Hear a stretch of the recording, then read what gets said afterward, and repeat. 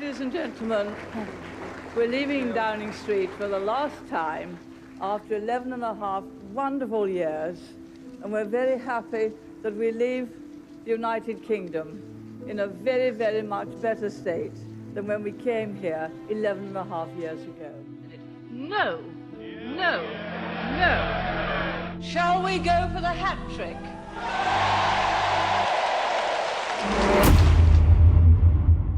The Falklands War, one of the most recent wars in British history and considered an unsettleable latency sparked by demand from the opposing country. In this documentary, we're going to explore how our leadership during the time of the Falklands War influenced and inspired people around the world. Margaret Thatcher has left a big impact on Britain and the way Britain is perceived around the world. Not only was she the first female Prime Minister of the UK, but also her leadership led Britain to a successful victory in the Falklands War. However, she resigned from within Europe because of one mistake, which was the poll tax.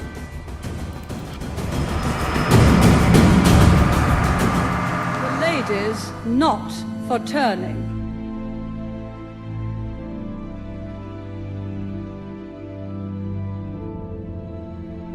Margaret Thatcher is a well-renowned British politician whom led Britain to victory in the Falklands War.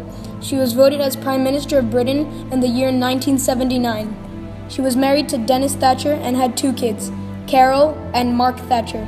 Despite Thatcher being the first female Prime Minister of Britain, she was perceived by the citizens as a role model, and people will usually say that her social revolution endures to this day.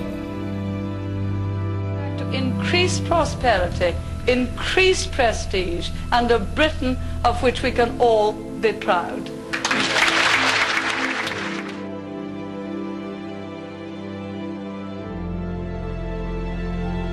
Her incumbency started on the 4th of May 1975 to the 28th of November 1990. She preceded James Callaghan, and who will be later on succeeded by John Major.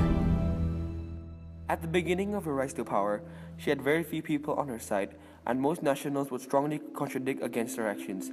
In addition, Britain was in an economic decline when she started the role as Prime Minister. Examples of her reckless actions were the abolishment of free milk for school children, in addition to additional financial cuts of the school, voting against the relaxation of divorce laws, destroying British manufacturing industry, and her policies that led to the rise of unemployment. When she started, the unemployment rate just passed 3 million. On the contrary, after progressing throughout her reign, she started to gain more respect from the public with support of her astute decisions and powerful commands. As well as becoming the first female Prime Minister in British history, she had more success than any other existing Prime Minister. She led Britain to victory in the Falklands War against Argentina, and with that she turned a ruined country into an economic powerhouse and restored her people's faith in themselves. Very few countries in the world whose constitutions and national identities have remained intact over 2 centuries. With over 900 casualties from both opposing sides and a rivalry overthrown by surrender of a weaker side, the Falklands War was one of the most memorable and recent wars in British history. The war lasted from April to June of 1982. Geographically, Argentina is closer than Britain. This gave Argentina advantages as it is closer to the island. Benefits that come with this are easy to ship supplies, closer to homeland, and very easy to send troops back and forth during the war, and more. In early March of 1982, Argentine scrap metal dealers landed on British sovereign territory, the island of St. Georgia, and claimed it for theirs. This may not seem like a sinister act of invasion, but it was still the British territory and was an illegal act. And the British quickly responded by sending a group of Royal Marine commandos to remove the Argentinians.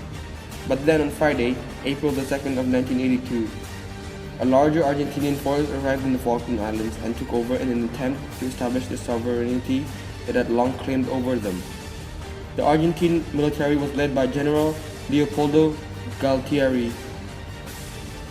The Argentine military argued that the British occupation of the islands was a throwback to the days of the British Empire, whereas Britain had used its military might, especially its navy, to take land which simply did not belong to London.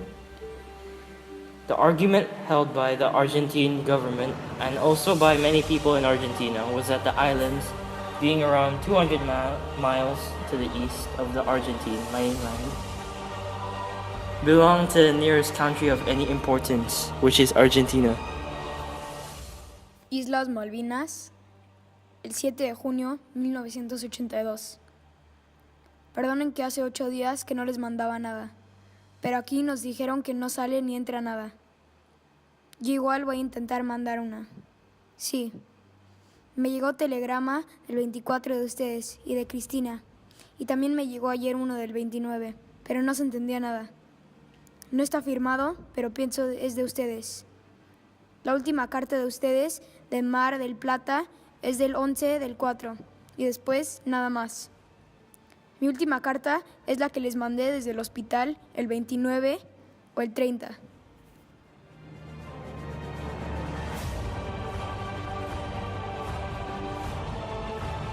Not only were the Falkland Islands invaded, the Argentines also occupied South Georgia and the Sandwich Islands. The war lasted for 10 weeks and ending on the 14th of June, 1982. The war included weapons such as destroyers, frigates, LSL ships, LCU crafts, container ships, helicopters, submarine, spy trawlers, coin aircraft, and much more. After the devastating sinking of the ARA General Belgrano, the Sun newspaper released a notorious headline on the 4th of May 1982, titled Gotcha by editor Roy Greenslade, which heavily suggested that this was a huge success for the British and they actually wanted to sink it. There were more iconic headlines besides this headline, but this one was the one that stood out the most. Even though most of the Argentinians think the sinking of the ARA General Belgrano is a bad thing, but this may be a lifesaver. After the sinking of this ship, no ships left the Argentinian docks since they were afraid of this same incident occurring to that ship. So this incident might have saved some more Argentinian lives. Sunday, 20th May, 1982. Steaming around in a box inside the 200-mile limit.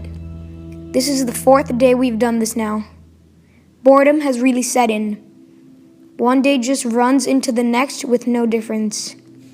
Practice action stations a few times again. At 1800, got the world in news very clearly for a change. At 1810, all ships received this original from Admiral Woodward. The eyes and the ears of the world are upon us. Be strong in resolve, be brave in battle, be merciful in victory. We go in tomorrow morning.